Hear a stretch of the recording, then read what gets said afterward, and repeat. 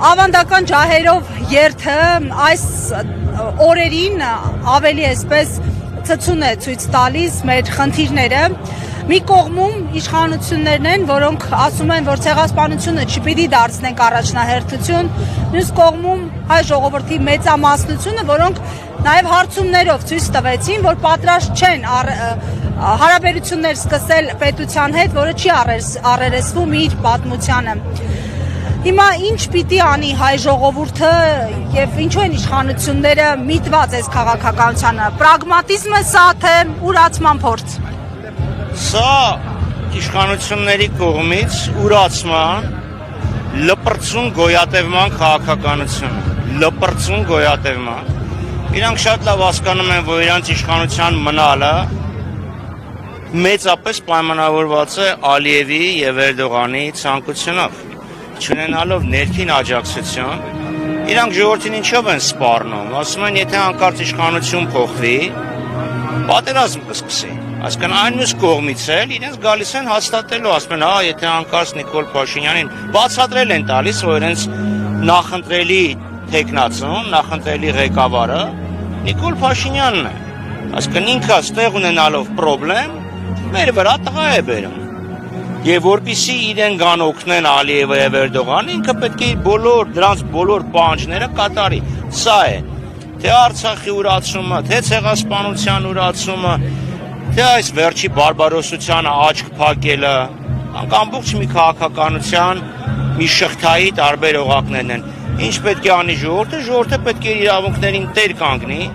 հայտարարի, որ մենք ունենք անժամանցելի եւ անօտարելի իրավունքներ, եւ թույլ չենք տա Փաշինյանին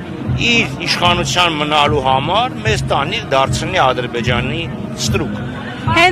Խաչատրյանից մտավախություն չկա, որ այս իշխանության վերընտրվելու պարագայում, օրինակ հաջորդ տարի թույլ չտան անցկացնել այս միջոցառումը, հաշվի առնելով հայ-թուրքական հարաբերությունների իրենց կողմից ընդունված մոդելը։ Չէ, մտավախություն չի, խորը համոզմունք է, որ եթե հանկարծ այս իշխանությունները վերարտադրվեն, ինչպես հիմա չեն թողում, որ արտասանվի Արցախ բառը, փորձում են Արցախը ջնջել, վաղն էլ չեն թողի, որ խոսք գնա Արևմտյան Հայաստանի մասին, Սասնա ծռերը միգուցե արգել են, դա ժողովրդական էպոս կարգեն երկրի հակառակ կողմը, այլ ոչ թե Սասնա ծռերը։ Չթողեն, որ մարդիկ խոսեն Վանի ինքնապաշտպանության մասին, Զեյթունի մասին։ Սա է, դրա համար էլ եմ ասում, որպեսզի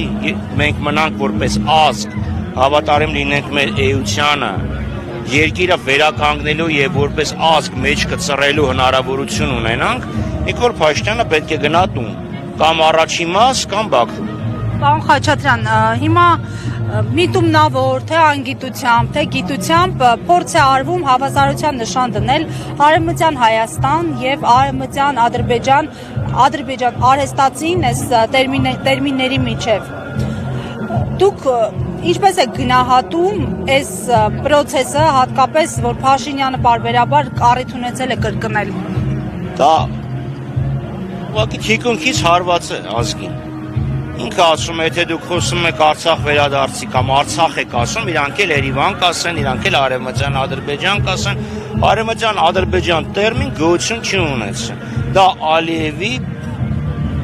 թարախածին երևակայության արդյունք է, իսկ Նիկոլ Փաշինյանը Հայաստանում Ալիևի թեզերն է կրկնում, սա է իրականություն։ Չի եղել Արևմտյան Հայաստան, եղել է Հայաստան, իսկ Արևմտյան Հայաստան եզրույթը ստեղծվել առաջացել է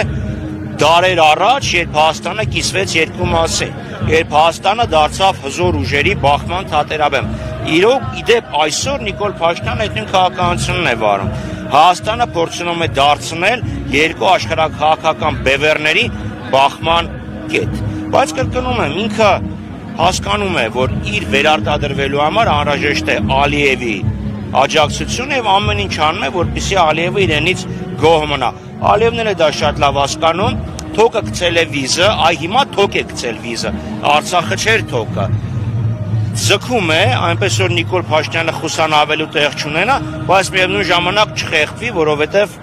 դեռ զիջելու բան ունի Ալիևին։ Եվ Ալիևն էլ է հասկանում, որ Նիկոլ Փաշինյանի իշխանությունը հարատև չի, եւ քանի Նիկոլ Փաշինյանը կա, փորձում է առավելագույն զիջումները կորզել։ Խաչատրյան, արտաքին քաղաքականության մեջ կարելի ասել մեր իշխանությունների համար առաջնահերթություն չի ցեղասպանության ճանաչումը։ Դուք ո՞նց եք վերաբերվում դրա մասին եւ ո՞նց ինչպես եք գնահատում։